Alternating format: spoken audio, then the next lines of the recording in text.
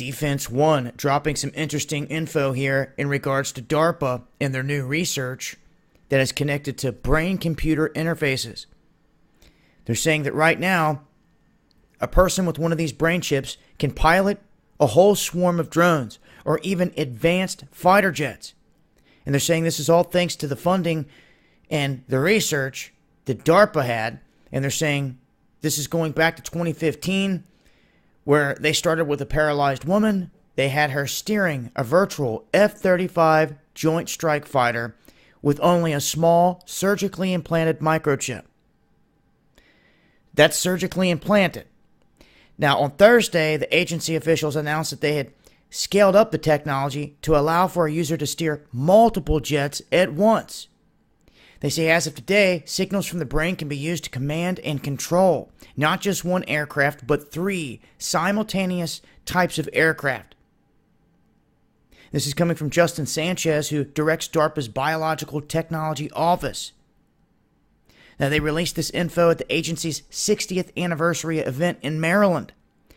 They're saying more importantly, DARPA was able to improve the interaction between the pilot and the simulated jet, allowing for the person to get information back from the jet, the surroundings, what's in the air, if there's any enemy aircraft up above or anywhere around them. Anything that it's picking up, it's relaying to these sensors in the brain, and they've been conducting these tests with paralyzed people. The most recent was a man named Nathan, as they talk about right here. They're saying that this went down a handful of months ago, but now all the details are spilling out.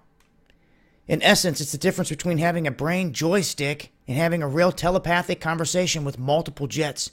Telepathic. Interesting. If you guys missed it, yesterday I was tweeting out left and right all these patents we come across having to do with psychic and telekinesis, telepathic abilities that the government have been pushing. If you missed it, you might want to check it out. And as you can see here, they're saying all of this is going down, and that they also contracted 2012 a $4 million grant to build a non-invasive synthetic telepathy that goes over the skin. You see? So they're making advancements in this field, and right now they're saying that individuals using these computer-based interfaces for the brain are controlling aircraft. It can control whole squads of them. Well, at least 3. Or a pack of drones, anything. So this is the newest research in what they're stating here. I'll continue to update on this and expand on this. Underground World News Live, 8 p.m. Friday nights, Dabu 77. Hope to see you guys there.